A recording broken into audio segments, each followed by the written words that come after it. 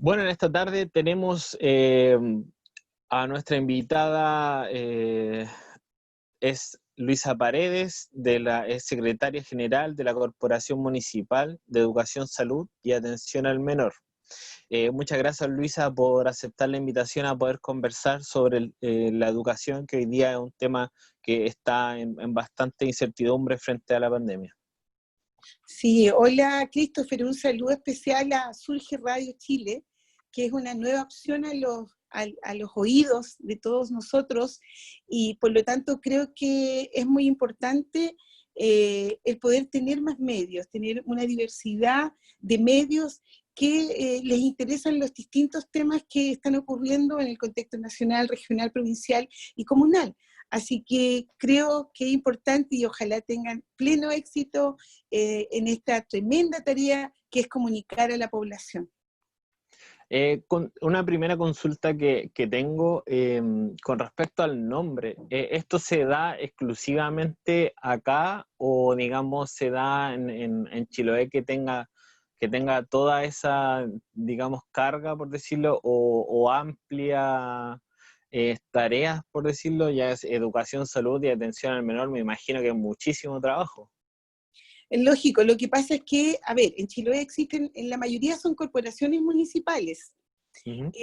Las corporaciones municipales tienen funciones amplias y existen los DAEM. Los DAEM son de una sola función, que es Departamento de Educación. En este caso lo que existe aquí en Quillón es Corporación Municipal y que tiene un directorio. Por lo tanto, ahí hay una diferencia con un DAEM. Un DAEM no tiene directorio, por ejemplo. Y si bien es cierto, tú recibes fondos públicos, por ejemplo, la subvención, que es la base de todas las corporaciones, también eres de derecho para algunas cosas, de derecho público, para otras, derecho privado, mixto. ¿Ya? Y las facultades obviamente están contigo, el tema que tiene que ver si están en la comuna, los BTF, que son los jardines infantiles de transferencia, que obviamente fueron una responsabilidad que acogió el municipio y que lo entrega a la corporación. Y salud también, que es una salud que se llama salud primaria, por lo tanto esta salud primaria no tiene, por ejemplo, las jefaturas principales no tienen que ver con el MISAL, con el Ministerio de Salud, sino que son determinadas, en este caso, por el alcalde, y también por concursos públicos, que es de alta dirección pública en estos últimos años. Ya, perfecto. Bueno, entrando en materia, yo estudié pedagogía igual, por financiamiento no alcancé a terminar mi carrera, pero estudié bastantes años, así que manejo el tema. Qué bueno. Sí. Bueno, en una entrevista que dio al Canal 2, si no me equivoco, el año pasado, menciona de que usted le gustaría que tanto la unidad técnica pedagógica como el director, digamos que es la cabeza de un establecimiento, tengan contacto con clases, que nunca se pierda esa cercanía. Quisiera saber por qué menciona aquello, entendiendo que, digamos, ¿qué sería aquello que se pierde, según usted, que lo que menciona en la entrevista? O sea, yo creo que dentro de un establecimiento educacional es de vital importancia que jamás se pierda el objetivo por el cual se está. Y el objetivo es entregar educación, aprendizajes a los estudiantes. Es el motor del tema educacional, no es otro. Y a partir de aquello es importante que los que son equipos directivos nunca pierdan este contacto con el estudiante. Que jamás se aleje de aquello. Obviamente su nexo principal va a ser el profesor, pero en muchos de nuestros establecimientos, a pesar que tengan, que sean parte del equipo directivo, hacen clases, 2, 4 horas, pero están en permanente haciendo clases y no se pierde el entender también al profesor, porque cuando eres directivo y pierdes todo contacto con aquello, por todas las funciones que tiene un directivo, por supuesto, también puede pasar que te empieces a desconectar del tema principal, que es el hacer clase, que ese hacer clase tenga significado, que sea realmente efectivo y que conlleve finalmente aprendizajes, y que sea aprendizajes que son significativos, porque tú fuiste alumno, yo fui alumno en mi tiempo, y hay temas que uno siempre se ha preguntado por qué se lo pasaban, y hay otros que son permanentes en tu vida, y hay un tema principal y permanente que de una u otra manera que uno lo va adquiriendo cuando solamente tu referente es la escuela, que es muchas veces el caso de Quillón, de muchos niños y niñas y jóvenes, es lo que te entreguen en el establecimiento. Y por lo tanto, para mí es fundamental aquello, que nunca se pierda ese nexo, que de alguna manera existe ese nexo, de parte de todos los directivos, de una u otra forma. Y por eso para mí es importante.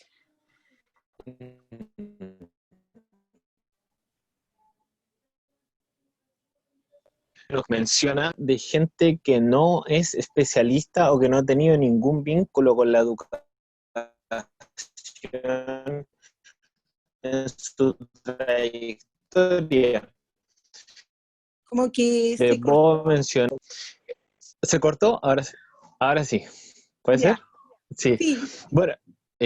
Bueno, le mencionaba que el Ministerio de Educación tiene una larga lista de gente que nunca ha tenido ningún vínculo con la educación. Le puedo mencionar al ministro actual, que es abogado, Cubillos era abogada, Varela abogada, incluso hemos llegado a tener hasta economistas dirigiendo el Ministerio de Educación, como lo fue Beyer, Harald Beyer, y en el caso de, Cierto, sí.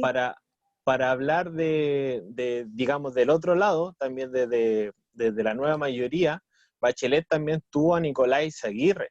Entonces, Izaguirre en general, lo único que siempre se ha dedicado ha sido a la economía, trabajó en la CEPAL, trabajó incluso, si no me equivoco, en el Fondo Monetario Internacional. Entonces, a relación a lo que me respondió antes y a esto, ¿usted ve que eso genera un problema en la dirección nacional? A ver, yo creo que cada quien cuando diriges algo tienes que entender desde su esencia de qué se trata. O sea, yo no me imagino en salud que los cargos principales estén a cargo de personas que no tengan que ver con aquello. Lo mismo en educación y en otras áreas. Esto no quita, porque he aprendido con el tiempo, que es importante tener equipos multidisciplinarios. La vida no es una sola forma, pero quien dirige debe tener el mayor conocimiento de esa área. Y esto no significa que uno se cierre a no tener equipos que tengan que ver con otras áreas, como ingeniero, economista, tú mismo lo has planteado, porque es mucho más enriquecedor, incluso en un debate, el colocar todos estos temas en la palestra.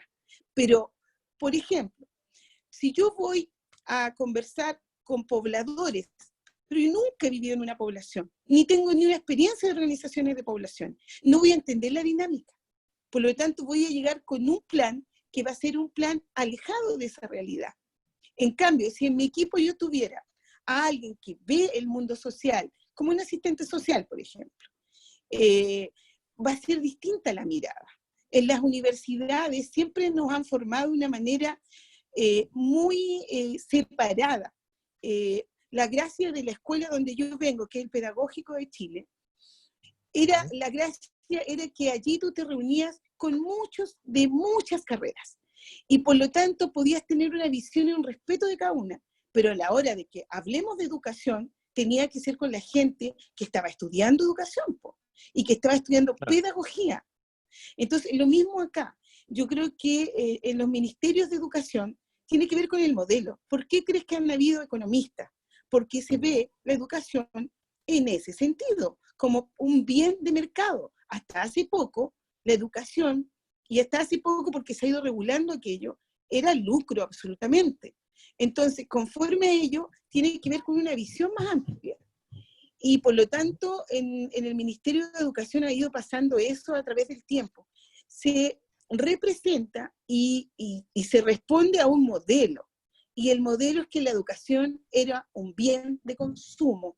Por lo tanto, obviamente, si lo veo así, debo tener un economista, y quizá el educador va a estar en otra parte, ¿me entiendes? Si tienes a un educador por sobre el tema económico y financiero, tratas de hacer otras prioridades y apretar ciertos recursos para que puedas llevar a cabo aquello. Entonces yo creo que eso ha pasado. O sea, la realidad en estos momentos, la realidad hizo que el ministerio retroceda en muchas de las fórmulas que había planteado al primer mes de la pandemia. Y eso quiere decir que la realidad ha sido superior a lo que se ha querido instaurar. Y yo creo que tiene que ver con aquello, pero creo que son muy necesarios que se trabaje con equipos multidisciplinarios, porque es muy enriquecedor. Claro. Bueno, a propósito de eso, la palabra lucro, que se trabajó desde la sociología, fundamentalmente en la revolución de la educación en el 2011, que me tocó vivir. Ah, mira. La de 2006 fue la de los pingüinos, también me tocó. Y la verdad que, por ejemplo, había una ministra que sí, sí estuvo ligada a la educación. Ella tiene un magíster en educación, que es la ministra del piano, estuvo hace poco. Digamos, en el gobierno anterior. Pero ella no era realmente... No hizo clase. No. Claro. La profesora que estuvo, que fue profesora, fue la Yasna Proboste.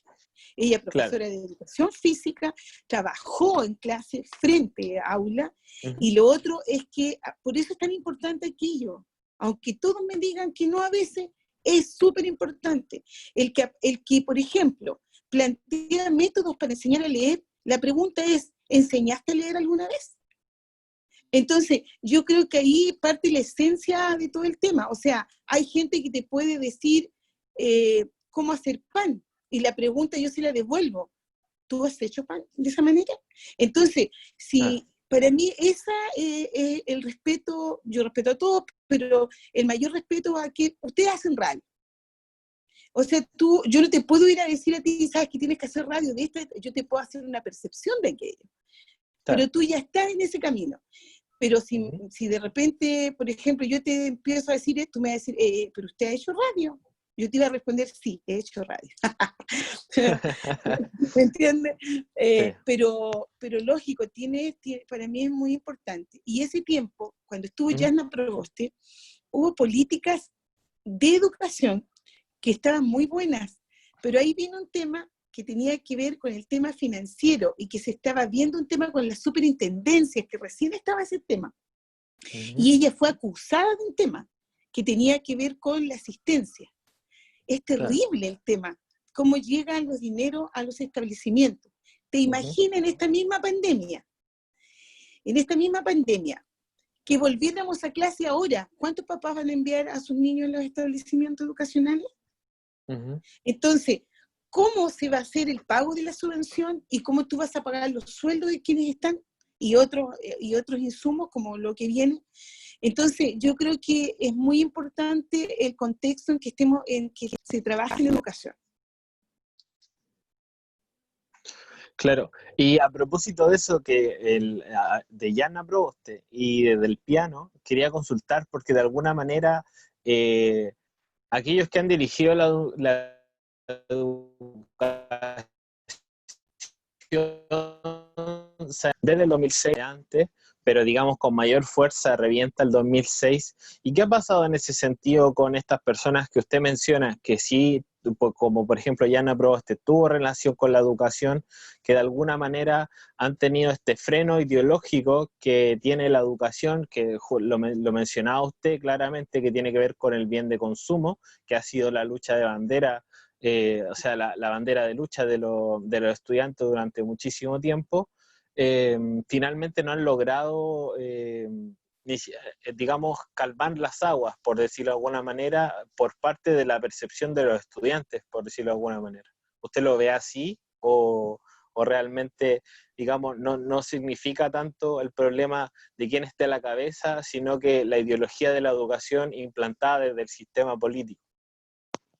A ver, yo creo que como quien dice, cuando uno dice la madre del cordero, es la carta constitucional de un país.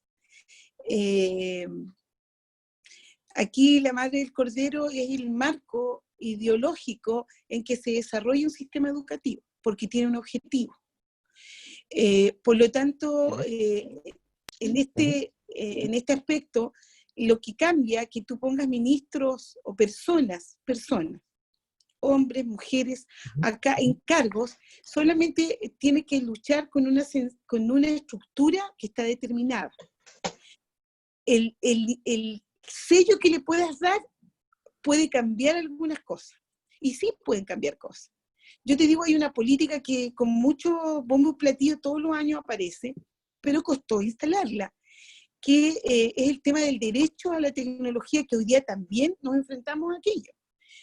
Los computadores que se dan a los séptimos años, que es con datos de sexto básico, en ese programa se instala primero con mucha discusión por parte de los políticos, si es que se debía o no se debía dar, que debía haber criterios de nota, de esto, del otro, de un montón de criterios. Finalmente era un grupo reducido de niños y niñas que recibían esto. Luego se fue entendiendo que es un derecho, el tema tecnológico. Y fue así que hoy día es una política de Estado. En el mismo marco que estamos conversando, se logró aquí. Y hoy día es una política. El niño A, el niño B, el niño C, no importa su condición, se le entrega el notebook porque se entiende que pasa a ser un derecho digital, que es uno de los derechos que queremos instalar en la nueva Carta Constitucional, que debe discutirse. Y aquello, fíjate, nosotros sacamos una encuesta en nuestro liceo, especialmente, ¿qué pasa con este niño que recibe en séptimo el notebook? Hay niños que lo hacen durar hasta enseñanza media, primero y segundo medio, pero luego ya todos los aparatos tecnológicos también se van desgastando, hay una depreciación. Y ves que hoy día para enfrentar la pandemia hay muchos estudiantes que no tienen, o no pudieron actualizar lo que tenían. Entonces es complejo. Y vuelve a la palestra. Es un derecho que debe darse como tal. Hay políticas que deben quedar más allá de los gobiernos, que son políticas de Estado. Y esta ya no la puede cambiar nadie, aunque quisieran. Sería antipopular absolutamente cambiar aquello. Y habría un fundamento desde el mundo educacional también para exigirlo. Pero costó instalarlo. Nosotros luchamos todos los años porque puedan ingresar también más niños a aquello. Que no sea solamente en séptimo, sino que haya un corte hasta sexto para séptimo, que le dure séptimo, octavo, primero, pero que en segundo medio haya un nuevo reparto, por decir así, tecnológico, para que esto le pueda servir para enseñar, término de enseñanza media y superior. Por lo tanto, hay un tema que se puede hacer, pero bueno, hay otras prioridades hoy día también, pero es como un ejemplo, y esa es una política de Estado que se sacó en un marco de un sistema ideológico en el cual estamos. Lo otro que se logró, que gracias a la lucha de los estudiantes, 2006, y la lucha que se llevó desde antes de las universidades, este discurso de la gratuidad en la educación comenzó hace muchos años atrás, porque yo también estuve en aquello, donde las becas eran más precarias, y era mucho más complejo. Y desde ese tiempo en adelante se continuó, y el 2006, digamos, el contexto político alcanzó a que se diera con fuerza, y después, ahora mucho más, obviamente, tenemos un joven que es distinto, y allí se logra que continúe, que la gratuidad fuera año a año aumentando, cuestión que se llevó a Tribunal Constitucional para que se detenga. Entonces, allí chocas ¿con quién? Con el modelo. Claro. Pero yo te cuento de aquí de que han vuelto chiquillos y hay estudiando con gratuidad. ¿Cuál era nuestro desafío? Era cómo ese niño o niña, ese joven que va a estudiar con gratuidad, cómo ve el tema de de otro requerimiento, pensión, porque de una u otra forma se van también con la beca de Junaed, de alimentación. Pero el tema de la pensión era donde de repente tú sabías que estaban viviendo en forma precaria en la universidad porque no tenían cómo pagar las pensiones, y muchos de vuelta, teniendo la gratuidad. Menos mal que no pierdes tu gratuidad en un año. Y esa ya es una política de Estado y que debe seguir, no debe detenerse, mientras lleguemos al gran sueño que es la gratuidad total, porque en el fondo para que pase a ser un derecho, que más, como tú mismo me dijiste, no pude terminar, no sé bien tus motivos, pero siempre hay un motivo que es financiero, por la familia. Siempre es costoso la enseñanza superior. Y por eso nosotros queremos que en Chiloé, la Universidad de los Lagos, tenga carreras que sean potentes para el desarrollo de las comunas del archipiélago, Claro. que también es un tema que nosotros siempre hemos defendido.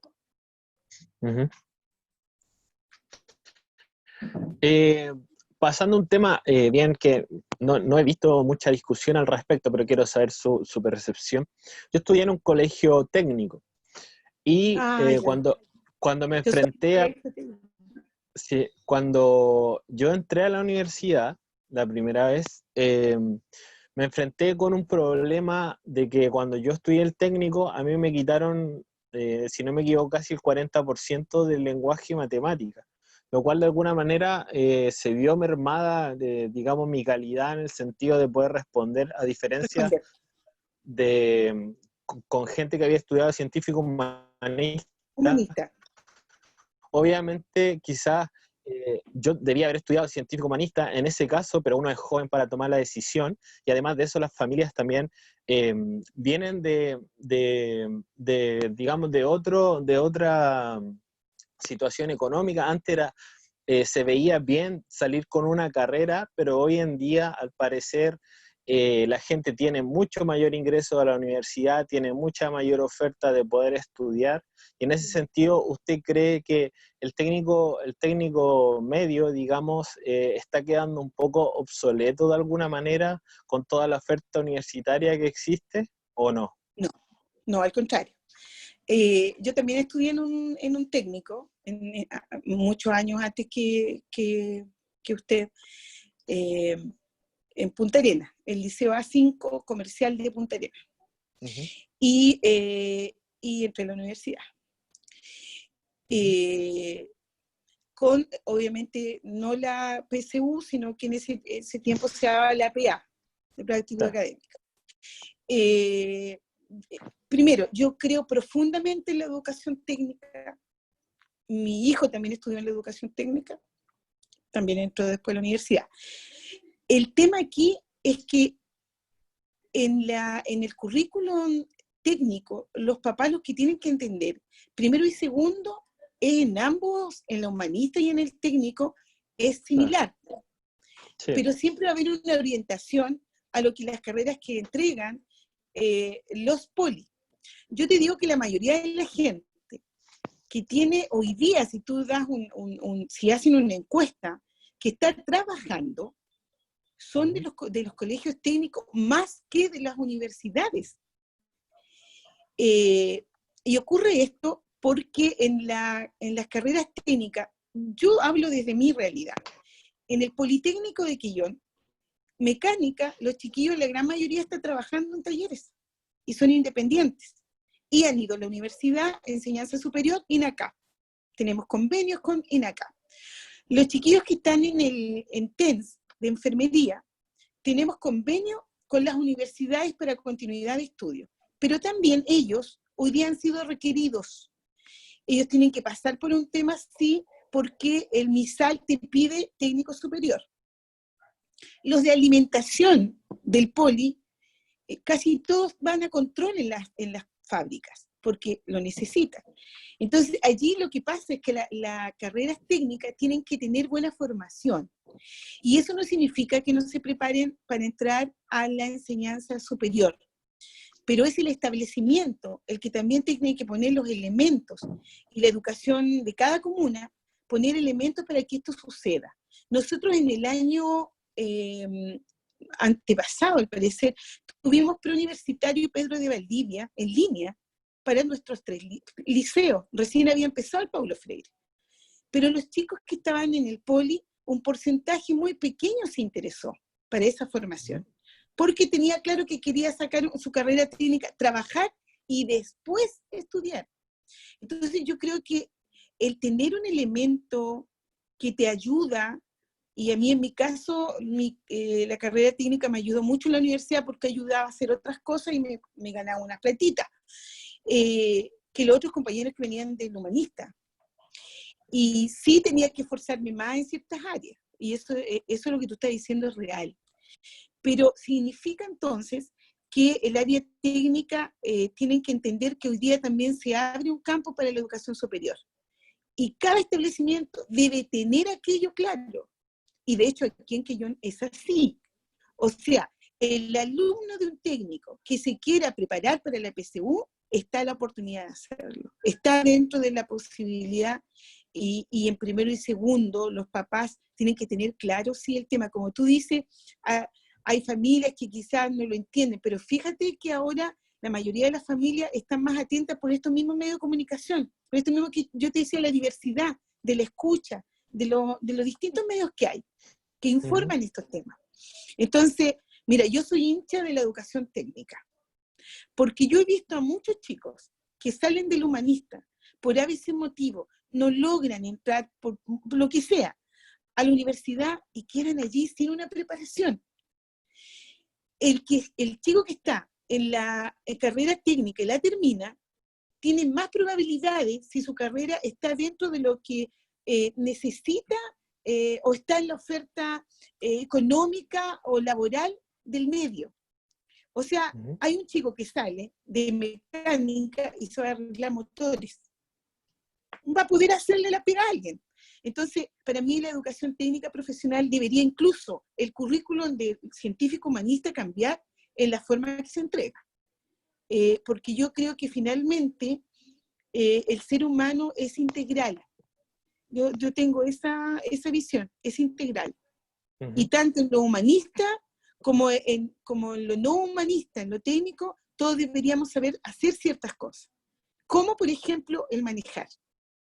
El que todos los niños de enseñanza media, terminado con su edad, por supuesto, sepan manejar. Todos los niños y niñas deberían saber primeros auxilios. Y eso no tiene que ver con que sigas una carrera, sino que es para la vida. Lo que pasa es que el currículum nacional perdió hace mucho rato aquello. No es para la vida el currículum. Si tú la revisas en lo humanista, no es. Y en el técnico hay una parte nomás. ¿Te fijas? Y lo otro que existe, no sé si el PASE hoy día es una realidad y se ha llevado a cabo, se ha ido mejorando cada año el PASE, que es una forma en que el joven de enseñanza media, técnico, pueda, nosotros lo tenemos aquí en Quillón, en el Poli, que es buen alumno de primero medio, empezó a sacarse buenas notas, se esforzaba, el chico llega, este niño se le apoya y no necesita puntaje de PSU. Él opta, o se va a la U por PSU o por PASE. Y en el PASE, la universidad que recibe a este niño o niña tiene que darle apoyo, tiene que hacer monitoreo, porque se vio que los de técnico no respondían muy bien y después se iban de la universidad y se perdía ese cupo. Hijito, me hiciste hablar mucho. Sí, la verdad es que es un tema bien, bien complejo, porque de alguna manera yo lo viví en carne propia, y la verdad que hay muchas discusiones con respecto a que, por ejemplo, las clases altas no tienen colegios técnicos profesionales.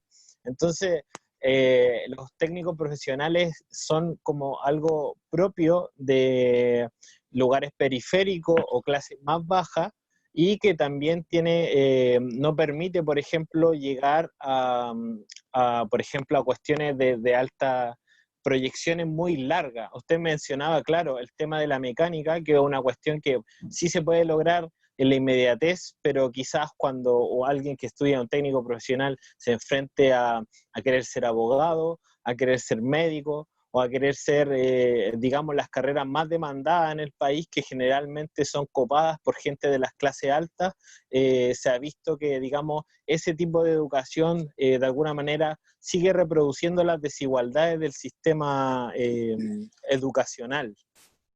Pero sí se puede. Nosotros tenemos en Quillón chicos del Poli que están estudiando medicina. Claro. Que salieron de aquí de Quillón, del Politécnico. Entonces, yo creo que hay que romper mitos también. Yo creo que si se hace bien la pega, si es de calidad, y además de hecho, tú vas descubriendo los perfiles que vas teniendo como estudiante, sí se puede. Ahora tú lo puedes definir como una excepción dentro del sistema, estamos de acuerdo. Es como decir, la gente que estudia en los SEA no va a llegar a la universidad. Incorrecto. Hoy día nosotros tenemos del SEA de Quillón jóvenes y personas adultas que han llegado a la universidad. Yo creo que hay mucho también de prejuicio social. Yo estoy de acuerdo con el tema del modelo, pero también creo que prejuiciamos mucho. Hoy día yo creo que la población se abre a un tema distinto y que también son los padres de las nuevas generaciones que han ido desprejuiciándose en temas y no determinando temas que nos han planteado.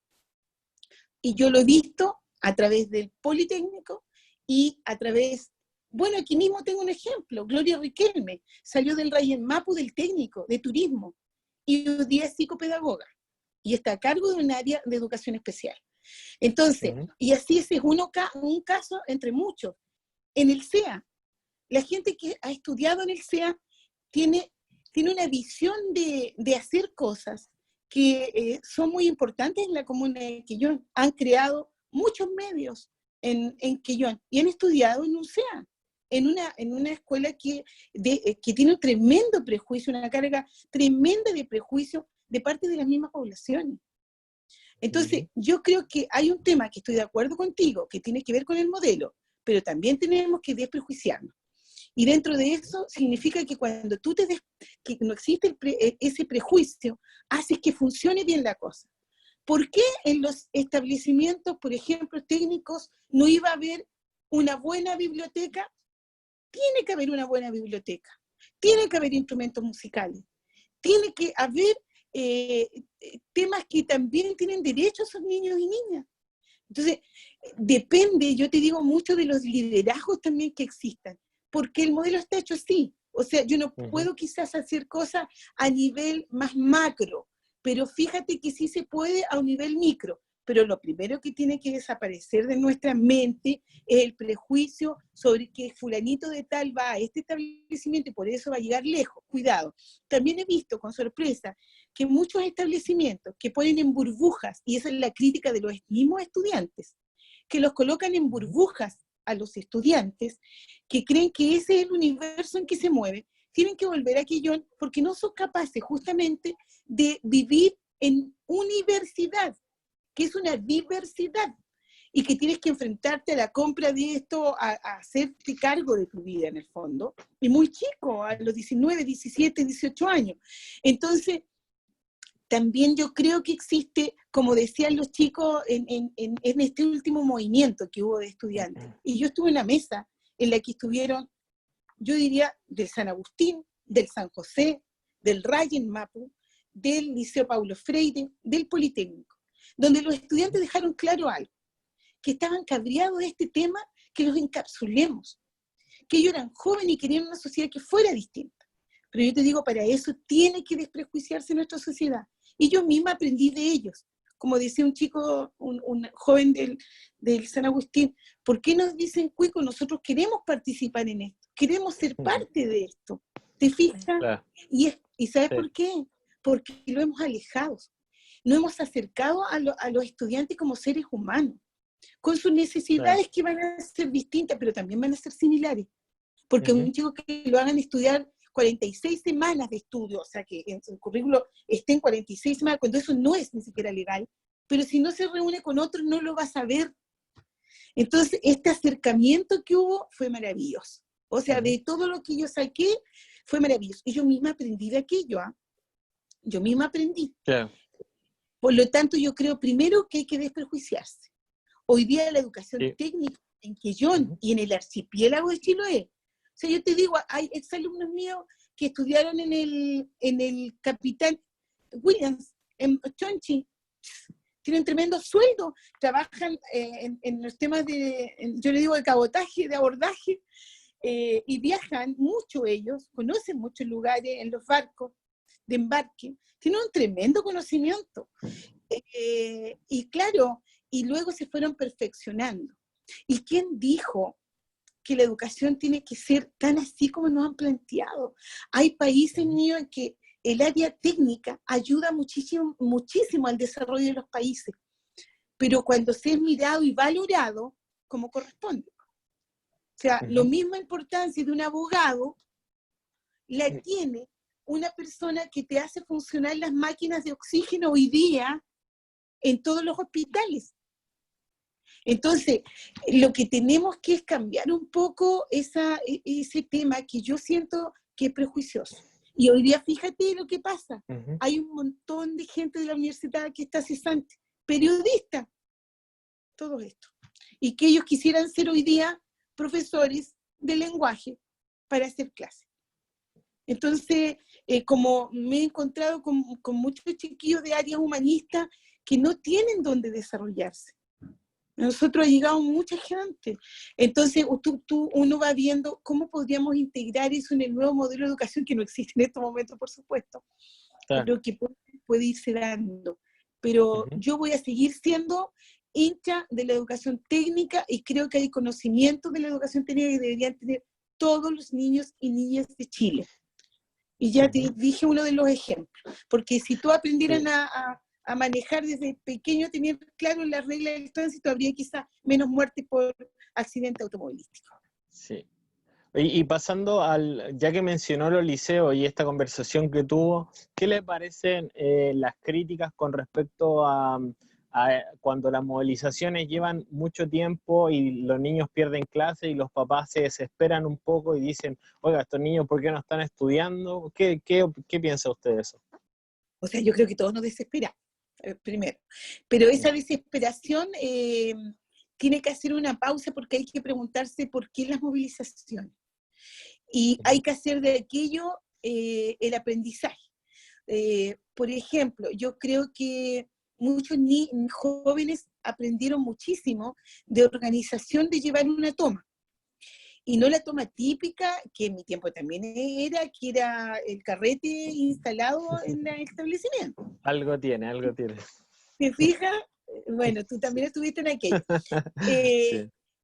Pero fue más que eso en este movimiento. Yo vi que los jóvenes trataban de aprender, y ellos organizaron. Por ejemplo, yo hay establecimientos que les saqué el sombrero cómo se organizaron, y hubo otros que no tanto, y que perdieron el foco. Pero hay que preguntarse por qué. Y por lo menos yo llegué a una conclusión que el liceo también, para algunos jóvenes, es el único hogar que tienen. Y que de repente estas tomas tú haces grupos, familia, y que no quieres que ello acabe. Entonces, obviamente es un problema, pero eso te sirvió de ensayo para lo que está pasando ahora. Hoy día también estamos desesperados, y otra situación, pero igual estamos desesperados. Y esa desesperación tiene que ir a hacer creación. Yo digo que hay que preocuparse, pero más que preocuparse hay que ocuparse. Y uno aprende de los jóvenes. Por ejemplo, 15 años, 14, 16, 17, organizar turnos para que no haya desmán en tu mismo establecimiento. Es complejo, es complejo. Que un par tenga que hacerte caso. Entonces, quienes vivieron esta experiencia, vivieron una experiencia de vida que nunca la van a olvidar y aprendieron a organizarse. Los que puro carretearon también tuvieron sus consecuencias, yo creo, en el tiempo. Pero claro, porque es complejo para los padres y apoderados, es complejo para el sistema en su conjunto, un tipo de movilización, pero no por ello es inválida, no por ello, pero creo que yo espero que los estudiantes busquen un sello distinto también, porque lo de la toma viene de los años, hace muchísimos años en Chile. Claro. Pero la idea es que con aquello tú puedas lograr el proceso. Y nosotros obviamente estábamos angustiados porque, por ejemplo, los chiquillos que terminaron los cuartos medios, habían vacíos. Pero si tú lo piensas, siempre van a haber vacíos. Es como logras, en una buena clase, para mí como profesora, puedes tener 15 minutos de clase. Si son potentes, esos 15 quedan. El resto es mucha cosa, de mucho.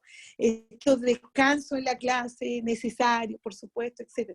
Pero un buen profe, con 15 minutos, de más tiene para hacer potente su clase, ¿eh? Por lo menos en la enseñanza media. Quería preguntarte también como es parte de salud también, y atención al Salud menor. primaria. Por ejemplo, en otros países, claro, en otros países, por ejemplo, Finlandia, Estados Unidos, usted misma habla de esta educación integral, a ellos se les enseña a cocinar, y acá no, por ejemplo. ¿Usted considera que esas cosas, esa interacción que usted tiene, no en el caso específico del cocinar, sino que le pregunto, usted tiene la posibilidad Bien de poder generar, sí, pero lo hago como ejemplo. Sí. Le digo, usted tiene la posibilidad, siempre trabajando interdisciplinarmente. O sea, a ver, yo creo que todo se puede. Tú puedes hacer talleres en tu GEC, que es la jornada escolar completa, donde tú puedes colocar ciertos elementos. Y lo otro es que, fíjate que sí se enseña, en enseñanza en el área rural, que es mucho más integral, el tema del currículum también, que es el mismo, pero que es de una forma, cómo se enseña. Nosotros teníamos un taller, por ejemplo, de cocina, pastelería en el Liceo Paulo Freire, un liceo humanista, que no tiene como una especialidad para enseñar a cocinar. Pero como tal, depende de cómo se hagan los temas, porque tanto en biología, que entra una etapa de nutrición, educación física, por ejemplo, se puede llegar a cabo temas así. El tema es romper con formas tradicionales de enseñar las cosas. Y en ese sentido, sí, el centralismo que tiene el país, y ustedes que tienen que ver todo el tema de la educación rural, ¿cómo se ve afectado o, digamos, ha ido avanzando en mejoría, digamos? ¿Cómo se ve eso? Sí, yo creo que sí. La educación rural, yo espero que nunca desaparezca, primero. La educación rural tiene lo amable de que siempre son menos los niños que están en una sala de clase. O sea, nosotros tenemos en carretera escuelas que tienen todavía 9 alumnos, 7 alumnos. Entonces permite un tema distinto, y esos alumnos tienen todos los profesores, o sea, tienen talleres, tienen atención de especialistas. Por ejemplo, no sé, hay escuelas que han sacado discos como Coinco, con un tallerista. Se hacen diversas cosas. No sé, la escuela que me acuerdo, Candelaria, por ejemplo, donde trabaja Bárbara, la colega, hace mil cosas que son integradas. Entonces es un currículum que lo bajan los profesores de tal manera que es para la vida, pero le van entregando los conceptos necesarios también, las fracciones. No sé, un maestro hace muy poco hizo una clase de cómo se hace la mayonesa, pero ahí se integró lo que era el nutriente del huevo, se enseñó las proporciones. Es que depende mucho de aquello. O sea, claro, tú por ley puedes determinar un currículum, pero depende cómo hacia abajo baje. Por eso claro, es esencial el docente en este proceso, es esencial. Porque tú también tuviste profesores que tú puedes considerar que eran muy buenos y otros que no, po, y que nunca te llegaron sí, ni al corazón ni a la oreja. Entonces es muy esencial. Para mí todavía existen maestros en el área rural. Yo recuerdo con mucho cariño al profesor Checho Arias, que se fue, está en otro espacio, esperemos que bien, y él entregaba muchos de esos elementos y trabajaba en la isla. Entonces, tú encuentras formas didácticas de entregar elementos donde puedes enseñar a cocinar, por supuesto que sí. Claro. Ojalá volviera antiguamente, a nosotros en las escuelas básicas nos enseñaban a poner enchufes, hacer cosas que son para la vida. Yo insisto, el currículum chileno se alejó de los elementos para la vida. Y allí se comete un error. ¿Y por qué? Porque se copia mucho. Así, bien Finlandia, bien este otro, tú puedes tener referente. Antes era el currículum español, después, pero ¿y Latinoamérica? ¿No podremos nosotros construir nuestro propio currículum? Nosotros no podremos hacer nuestro propio currículum también desde la mirada del archipiélago de Chiloé, que se ha hecho de una otra manera cuando te dan una libertad para presentar tus propios planes y programas, que nosotros lo hemos hecho. Entonces, yo creo que fíjate que lo que hay que hacer es aprovecharse de este mismo marco que tenemos aprobado, pero que a veces no lo conocemos bien, y de ahí hacer los cambios, porque no te queda otra. Mientras yo espero que cambie ciertos temas nacionales, no vamos a hacer nada. Lo que sí es terrible para nosotros, las corporaciones, es el tema de la subvención. El tener que vivir de la asistencia. Oye, eso estoy segura.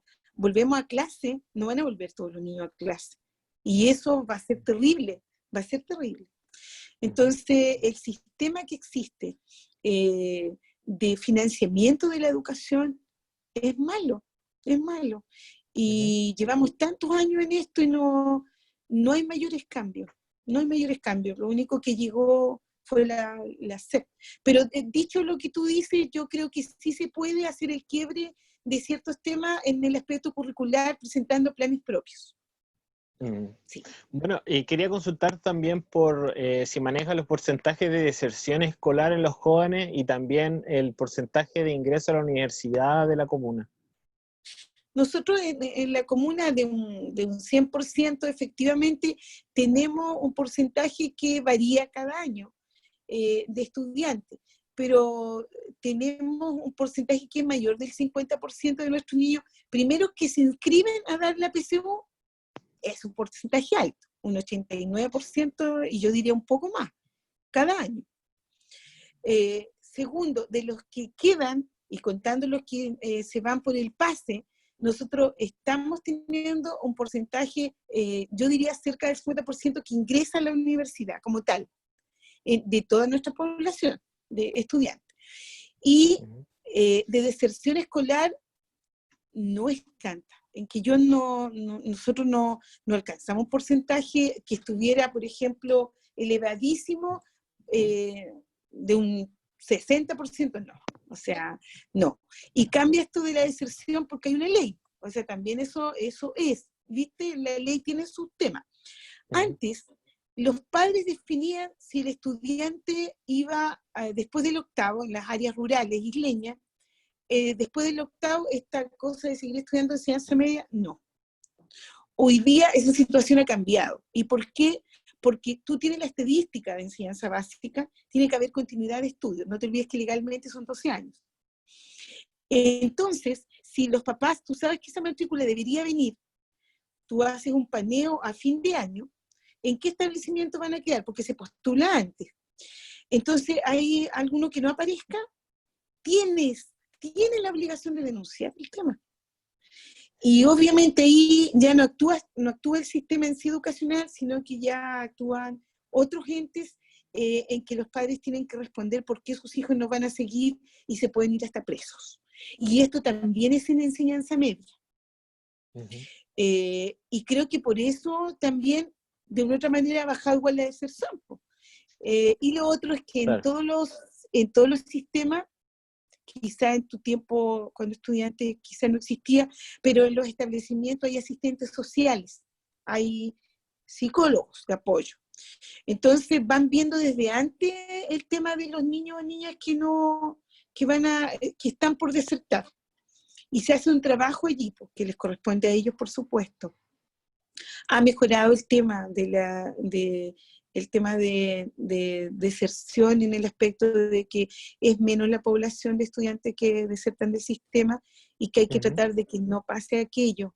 Pero hoy día, dentro de lo que estamos viviendo, no te digo que da lo mismo, pero hay un sesgo de desesperanza entre nuestros estudiantes, yo creo que a nivel de país, y que por eso mismo no nos tiene que importar tanto el tema del CINSE en estos momentos, sino que más la contención psicosocial que debemos entregar. Y para concluir, la última pregunta que tiene que ver ya con lo netamente actual. Hemos visto cómo el ministerio ha tratado de presionar con la vuelta, pero hoy en día está presionando con la posibilidad de realizar el CIMSE. ¿Cuál es su percepción al respecto y cuál es su postura, digamos, que tiene? Mi percepción y mi postura es similar. O sea, yo creo que el CIMSE va a ser un gasto de tiempo en los estudiantes, en todas las comunidades, aunque sea, se dice que de diagnóstico. Pero dime, ¿qué va a cambiar la condición de estudiantes que han estado fuera? ¿Cuántos meses ya llevamos? Marzo, se alcanzó a trabajar 15 días. Marzo, abril, mayo, junio. Vamos a entrar a junio. Y pretenden hacer en diciembre un CIMSE, en noviembre. ¿Para qué? Sabes que hay millones de pesos en aquello. ¿Por qué no? Claro. Además, el CIMSE sí es una herramienta que tú puedes ocupar cuando es, entre comillas, normal un año escolar. Porque hay elementos que se han integrado distintos que no tienen que ver solamente con el resultado en lenguaje y en matemática. Pero hoy día es fuera de contexto. Y creo que todos lo hemos dicho.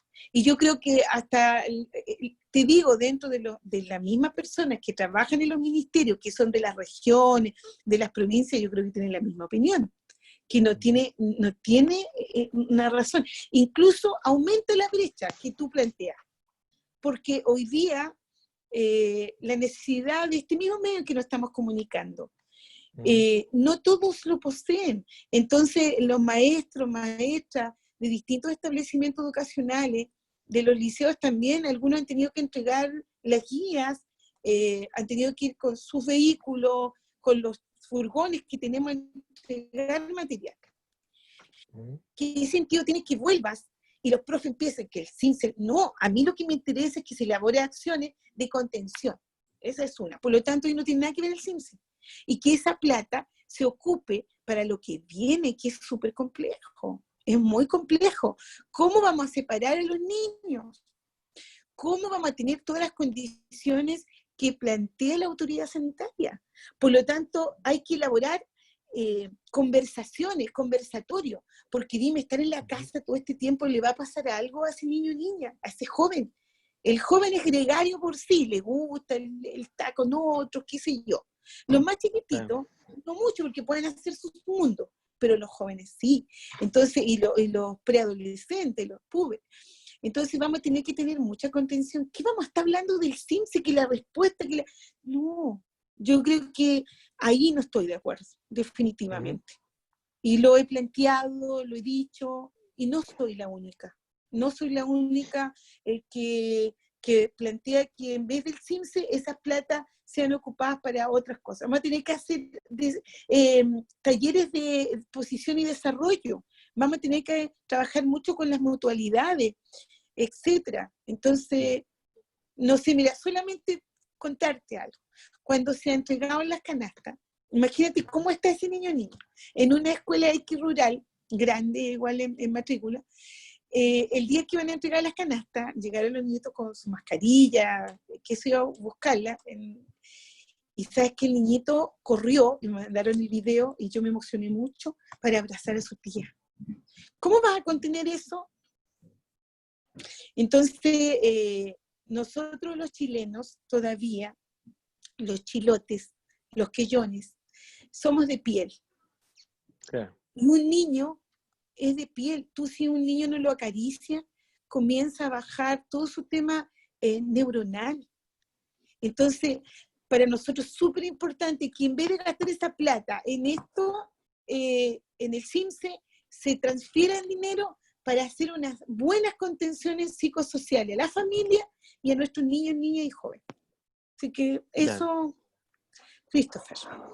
Bueno, muy agradecida por el tiempo, fue una larga, yo me quedé con preguntas, no pude realizarlas todas, pero en favor del tiempo, espero que más adelante, digamos, cuando ya se definan todas estas discusiones, porque va a haber una discusión larga que acaba de mencionar y van a haber muchos actores involucrados que van a querer dar su visión al respecto, así que espero que más adelante podamos conversar de nuevo sobre el tema, y muy agradecido. O sea, para mí un gusto haberte conocido, Christopher, un joven inquieto, que nunca pierda esa inquietud, y lo otro, que a través de la radio se puedan conocer también las realidades que tenemos en cada comunidad escolar y que están haciendo cosas a pesar de que estamos en la pandemia, estamos preocupados por nuestras familias y la solidaridad ha sido interna en todos los establecimientos.